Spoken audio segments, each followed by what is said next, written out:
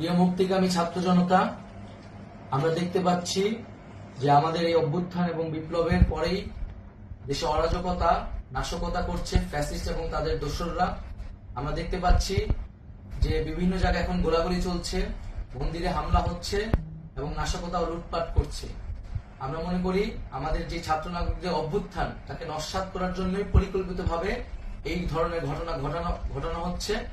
আমরা মুক্তিকামী ছাত্র জনতাকে সজাগ এবং সতর্ক থাকতে আহ্বান জানাচ্ছি এবং আমাদের যে অন্তর্বর্তীকালীন সরকার, আমরা সেই সরকারের যে প্রস্তাবনা 24 ঘন্টার সময় নিয়েছিলাম, জরুরি পরিস্থিতি মোতাবেক আমরা এখনই তার একটি রূপরেখা ঘোষণা করছি।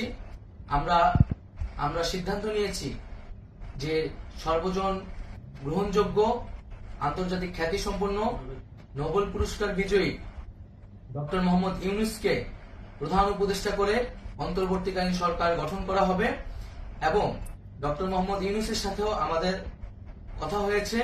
তিনি ছাত্র জনতার আহ্বানে বাংলাদেশকে রক্ষা করতে এই গুরু দায়িত্ব নিতে সম্মত হয়েছে। আমরা সকালের মধ্যেই আমরা এই সরকার গঠনের প্রক্রিয়া দেখতে চাই।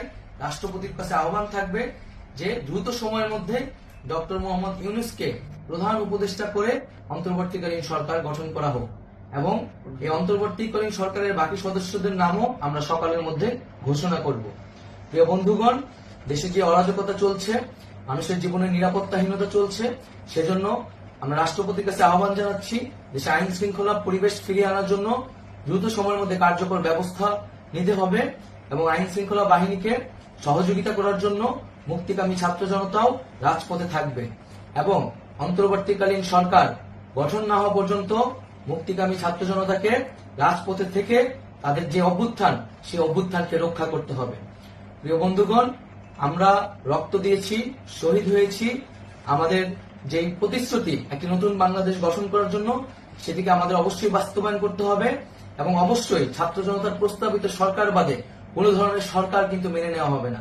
আমরা বলেছি কোন ধরনের সেনা শাসিত সরকার অথবা সেনা সমর্থিত সরকার অথবা এই ফ্যাসিস্টদের দোসরদের কোন বিটিম সরকার কিন্তু আমরা মেনে নিব না। কোন গণবিরোধী সরকারকে মেনে নেওয়া হবে না। ছাত্র জনতার অভ্যুত্থানকারী যে প্রস্তাবিত সরকার, অন্তর্বর্তীকালীন সরকার, যেটা আমরা সিদ্ধান্ত উপনীত হয়েছি ডক্টর মোহাম্মদ ইউনূসকে প্রধান উপদেষ্টা করে এই সরকার গঠন করা হবে, সেই সরকারকেই বাস্তবায়ন করতে হবে অবিলম্বে। আগামীকাল সকাল থেকে সকলকে আহ্বান জানাচ্ছি রাজপথে থাকার জন্য এবং আমাদের যে সাম্প্রদায়িক সম্প্রীতি এবং রাষ্ট্রীয় সম্পদ রক্ষা কমিটির ঘোষণা হয়েছে বৈষম্যবিরোধী ছাত্র আন্দোলনের নেতৃত্বে, সকল পাড়ায় পাড়ায় এলাকায় এলাকায় সেই কমিটি পাহারায় থাকবে। আমাদের সংখ্যালঘু কমিউনিটিকে আমাদের রক্ষা করতে হবে, রাষ্ট্রীয় সম্পদ এবং এই দেশকে রক্ষা করতে হবে আমাদের।